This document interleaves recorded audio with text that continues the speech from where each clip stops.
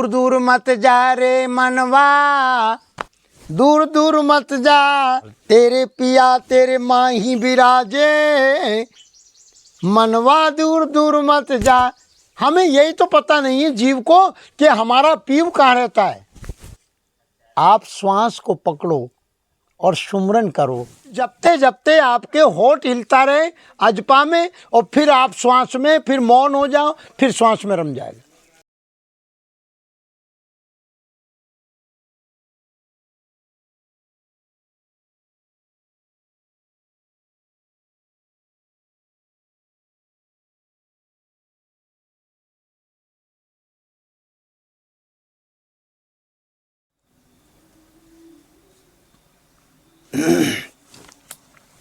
धर्म एव, बहुत ध्यान से सुनना, धर्म एव हतो हन्ति, धर्मो रक्षति रक्षितः, धर्म एव हतो हन्ति, धर्मो रक्षति रक्षितः, तस्मात् धर्मो न हन्तव्यो, मानो धर्मो हिरतो वधीत। जो धर्म का नाश करता है, धर्म उसका नाश करता है। इसका अर्थ धर्म एवं हतो हन्ति, जो धर्म को हन्ति मतलब नाश करता, धर्मो रक्षति रक्षता है। जो प्राणी धर्म का नाश करता है, धर्म उसका नाश कर देता है। क्या बात कह रहे, बहुत गहराई से समझना। पहले तो ये समझ में आना चाहिए कि धर्म है क्या। धर्म का स्वरूप समझ में आना चाहिए, धर्म का परिभाषा समझ में आना चाहिए। हमने कपड़ा धारण कर रखा है, उसका दूसरे भाषा में धारण कर लो है? इससे आपकी रक्षा हो रही कि नहीं हो रही? बात समझ में आ रही? आप सर्दी से रक्षा हो रही है, सर्दी गर्मी बरसात, जो भी प्राकृतिक जो आपको शरीर का जो धर्म है, ऐसे ही सबसे गोस्वामी बाबा तुलसीदास जी ने रामचरितमानस में भी सूत्र दिया है कि दया धर्म का मूल है, पाप दया धर्म का मूल है, पाप मूल अभिमान। पाप की मेन जड़ है अभिमान। अब हमको अभिमान दिखता है क्या? दिखना चाहिए। काम क्रोध लोभ मोह अहंकार राग द्वेष छल छिद्र कपट ईर्ष्या द्वेषता वैमनस्यता शत्रुता, ये विचार और ये मन में भाव, बुद्धि में विचार और मन में भाव, और फिर क्रिया में वैसा ही करने में आ जाता है। फिर क्रिया भी वैसी होगी। अगर विचार में ही शुद्धिकरण हो जाए विचार के सहारा, बिना विचारे कभी मत करना। संत कहते हैं जो बिना विचारे करे वो पीछे पछता है। और कहावत भी है संत महापुरुष कवि लोगों ने, काम बिगाड़े आपनो जग में होता है। हम लोग क्या करते हैं कि बुद्धि अंतःकरण मन बुद्धि चित्त और अहंकार, ये अपने छठा केंद्र आकाश तत्व जो ये नाप है या बिंदी लगाते हैं, आँखों के केंद्र के पीछे छठा तत्व और एक त्रिपुंड और लगाते हैं जहाँ पर बुद्धि है, जो शिव नेत्र बता रखा है भगवान शंकर के शिव नेत्र, जहाँ त्रिपुंड लगाते हैं, और एक तीसरा नेत्र। वो तीसरा नेत्र क्या है? वो आपके भी है, उसी को जागृत करना है। जागृत क्या, उसका शुद्धिकरण करना है। विवेक है वो है। बुद्धि का केंद्र, मन सो जातो चंद्रमा। ये जो यहाँ पर है आपका मन चंद्रमा है, प्राण वायु में सूर्य है, पूरे शरीर के अंदर ऊर्जा है। प्राण के अंदर अगर ऊर्जा ना हो, अगर श्वास को पकड़ लिया, उसको मारुति भी कहते हैं, हवा को भी कहते हैं। इसके बाद तो सीधी स्टेज है, फिर श्वास का सुमरन करो तो परमात्मा मिल जाएगा। परमात्मा कहीं गया नहीं, पर जीव इसलिए कहते हैं क्योंकि जीव उस पार ब्रह्म परमेश्वर से, जैसे सूर्य से किरण निकली और किरण से पूरे विश्व में, भूमंडल में प्रकाश फैल रहा है। फैल रहा है कि नहीं फैल रहा है? तो आपको भास हो रहा है ना, इसको आभास भी कहते हैं। दिख रहा है, आप ये कहोगे धूप है, फिर और ऊपर विचार करो कि ये प्रकाश कहाँ से आ रहा है, तो किरणें नजर आएंगी। फिर किरणें कहाँ से आ रही, किरण निकल कहाँ से रही है, किरणों से प्रकाश पृथ्वी पर टच हो रहा है और आप हम सब देख रहे हैं। तो मूल क्या है, मूल है सूर्य। ऐसे ही जीव, ब्रह्म और माया। जीव, ब्रह्म क्या है, जीव क्या है, माया क्या है, इसको समझो। 5 तत्व 25 अष्टधा प्रकृति जो है, ये प्रकृति माया कहती है। आपके अंदर भी 5 तत्व 25 प्रकृति, जो बाहर है वो आपके भीतर है। क्षिति माने होती है भूमि, जल, ये जल गंगा जल, क्षिति जल, फिर पावक, फिर गगन और फिर समीरा। 5 तत्व ये अधम शरीर। ये 5 तत्व हमारे को अनुभव में आना चाहिए, जानकारी में आना चाहिए कि 5 तत्व की 5 इंद्रियां कौन कौन सी हैं। पृथ्वी तत्व की इंद्रिय है घ्राण इंद्रिय। सूर्य जिसको तेज कहते हैं वो नेत्र। आकाश तत्व की इंद्रिय है कान। जल तत्व की इंद्रिय है रस, जिह्वा। और वायु तत्व की इंद्रिय है विराट, त्वचा। समझ में आ रहा है? 5 तत्व की 5 इंद्रियां हैं, 5 के विषय। कान का विषय सुनना है, आँख का विषय देखना है, नासिका का सूंघना है, जिह्वा का रस लेना, और एक काम और है, 2 काम करती है। स्पर्श। स्पर्श तो हो ही रहा है, त्वचा में आ जाता है। उच्चारण करती है शब्दों का, बोलने का। आकाश तत्व नहीं, जीव। आकाश से तो सारे एरियल है। ये 5 तत्व के भाई मेन तो है आकाश।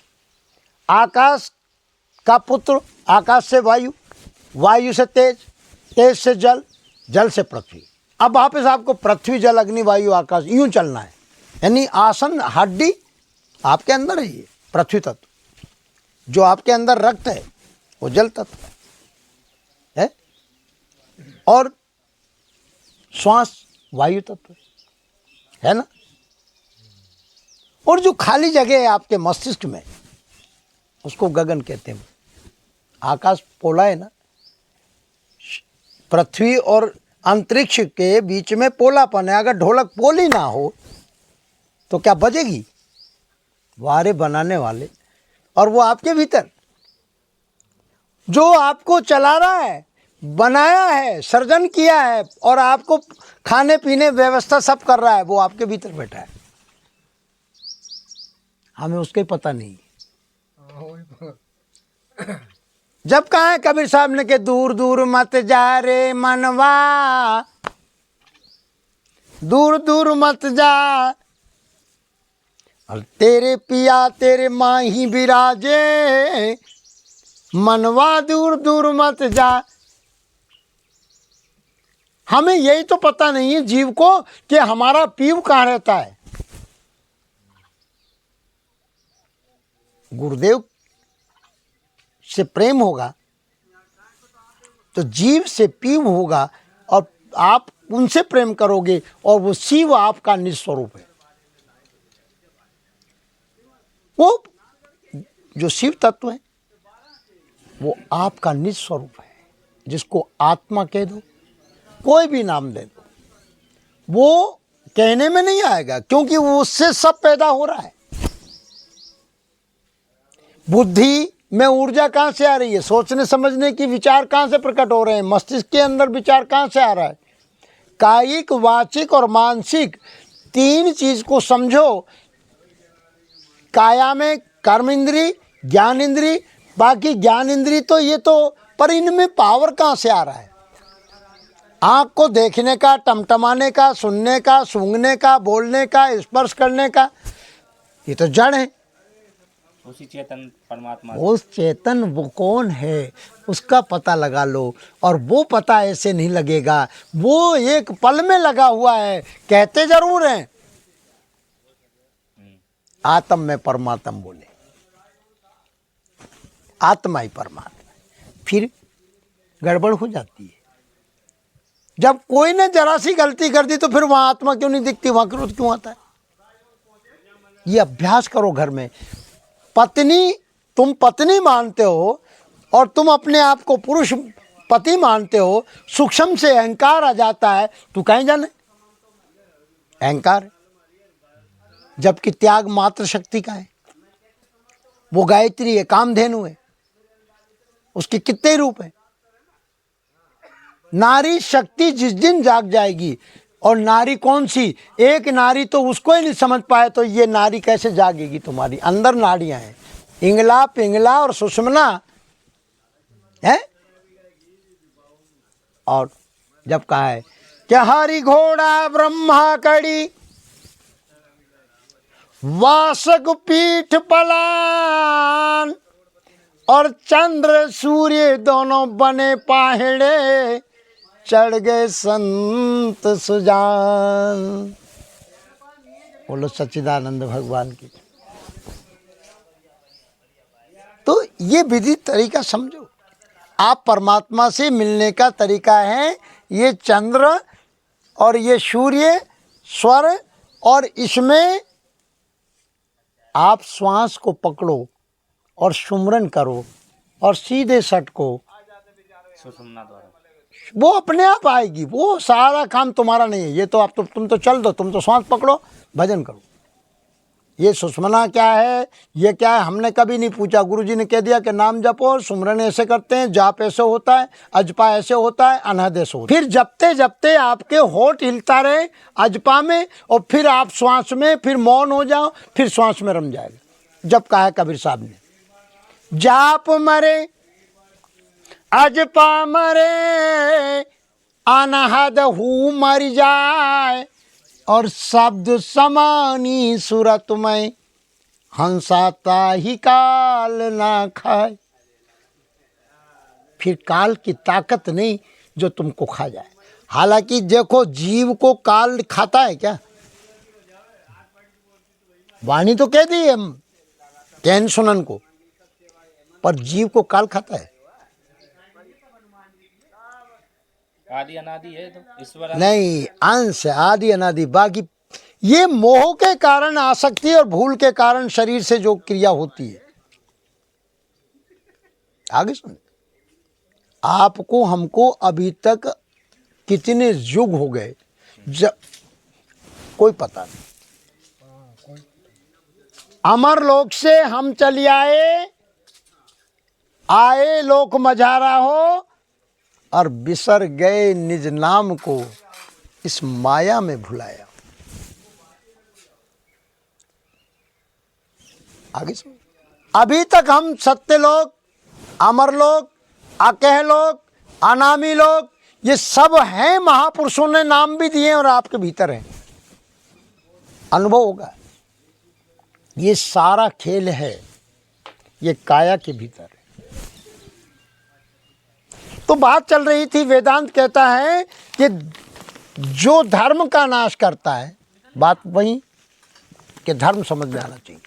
धर्म एक व्यापक शब्द है। आप किसी के पिता हैं, है ना, तो पिता का क्या धर्म है, वो आपको निभाना। किसी के पति हैं, पति का क्या धर्म है पत्नी के प्रति, बच्चों के प्रति। किसी के नाते रिश्तेदार कबीले हैं। तो एक शरीर कितने सारे आपके, एक पिता हैं, किसी के चाचा हैं, किसी के मामा हैं, किसी के आप फूफा हैं, किसी के जीजा हैं, किसी के भाई हैं, किसी के नाना हैं। ये कितने खिताब हो गए, कितने पद हो गए। अरे तो एक ही आप। लौकिक व्यवहार में बोलने सुनने को इतने खिताब पैदा हो गए, पर आपको जीव पे दया, आपका कर्तव्य, आपका धर्म, ये सब आपको मेहनत करने। बाकी सवाल ये तो कर रहे हैं हम लोग। तो ये 5 तत्व 3 गुण, ये इसको समझना पड़ेगा ना हमारे भीतर। अब ये सब निराकार है, अब गुण का कैसे पता लगेगा? बिना ज्ञान के तो नहीं लगेगा। ज्ञान तो हर जगह चाहिए आपको। और ज्ञान आत्मा का जो आत्म स्वरूप स्वयं ज्ञान स्वरूप है। भगवान वासुदेव योगेश्वर कृष्ण कहते हैं, अर्जुन हे पार्थ, जो आत्मा है वो स्वयं मेरा स्वरूप है। जो आत्मा को जानता है, तू योगी बन, योग का अभ्यास कर। योग माने 2 वस्तु को जोड़ देना। जो आपको कोई गुरु जो है ऐसा मिले जो आपकी चेतना स्मृति बाहर जा रही है, उसको पकड़े और अभ्यास कराए कि नाम जप, नाम जप, नाम में लगा दो, काम भी करो। यहाँ किसी दीपक की ज़रूरत नहीं, किसी अगरबत्ती की ज़रूरत नहीं, किसी फूल की ज़रूरत नहीं, कोई वस्तु की ज़रूरत नहीं, पर नाम पकड़ लो हर अवस्था में। कितना सरल बताए। और बाबा जी गोस्वामी तुलसीदास जी कहते हैं कि कलयुग केवल नाम आधारा और सुमर सुमर नर उतरे पारा। हमारे महात्मा जी बार बार कहते भैया लाला कछु मत लाओ, भाई कछु की जरूरत नहीं है, बार बार कहते हैं हमारे। पर ये है त्याग, अपनी इच्छा नहीं। जिस दिन तुम्हारी इच्छा ही नहीं रहेगी और संसार की इच्छा में इच्छा रखोगे, उस दिन तुम संत बन जाओगे, महात्मा बन जाओगे, महान हो जाओगे।